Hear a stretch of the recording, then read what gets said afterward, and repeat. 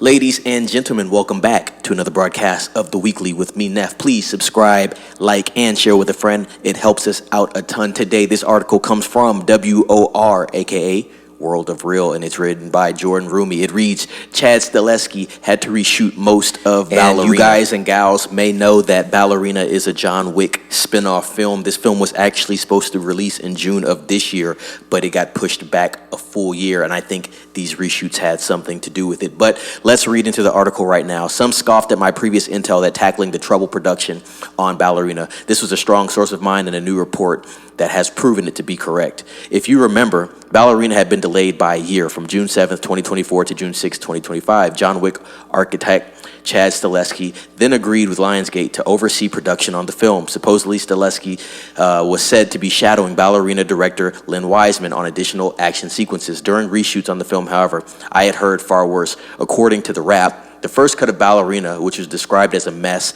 didn't pass the muster with Lionsgate, and most of the film had to be reshot by Stahelski entirely from scratch. According to one insider, a significant portion of Ballerina was reshot in Prague, with Wiseman not present on set.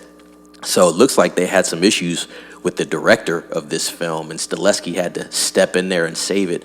Not good. The Ballerina reshoots took 2 to 3 months, which might as well be close to an entire movie's worth of shooting. And according to the Trades Insider, it further delayed development on Stahelski's Highlander reboot, which led to Henry Cavill signing up for the lead role in Voltron. Of course, Chad had to clean up someone else's mess. Remember, this film is basically John Wick 3.5, said the insider. The story happens before John Wick 4, and after that film, they can't have a failure in anything Wick-related. In Ballerina, Ana de Armas plays an assassin, and Angelica Houston reprises her role as the head of the Ruska Roma crime organization. Ian McShane is back as Hotelier Winston. Keanu Reeves has a cameo. It's also showing the late Lance Reddick's final on-screen performance as Sharon. The film has had almost no promotional material released so far.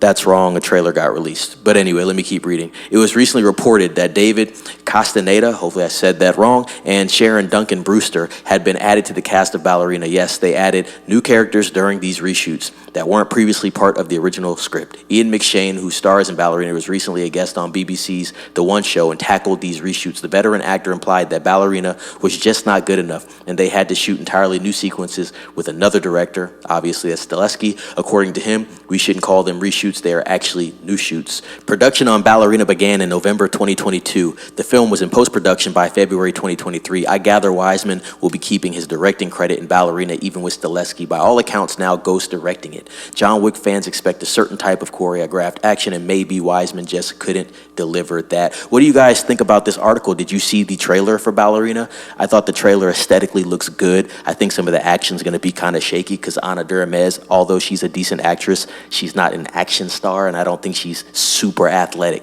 And in these films, you kind of have to be willing to go all in on the choreography. So John Wick, it's going to be tough to follow up. Obviously, like they say, this is in between John Wick 3 and 4, so it's a cool little side shoot story there, but it's going to be very interesting to see how Ana de Armas does on screen here. I think it's going to be a decent film overall, and I'm definitely going to be watching it. It was on my list of films to watch this year, but as the article said, and as I said, the film got pushed back due to reshoots. Not good marketing promo for this film. Honestly, you don't want to hear a film having massive reshoots. We've heard this about Captain America. We've heard this about a lot of films before. And I have another article which actually goes into Lionsgate refuting that Chad Stahelski had to reshoot this film. So I thought that was really interesting as well. Let me know what you guys think down in the comments. Like, subscribe. Please share with a friend, ring the bell for notifications. And as always, be safe. It's Neff.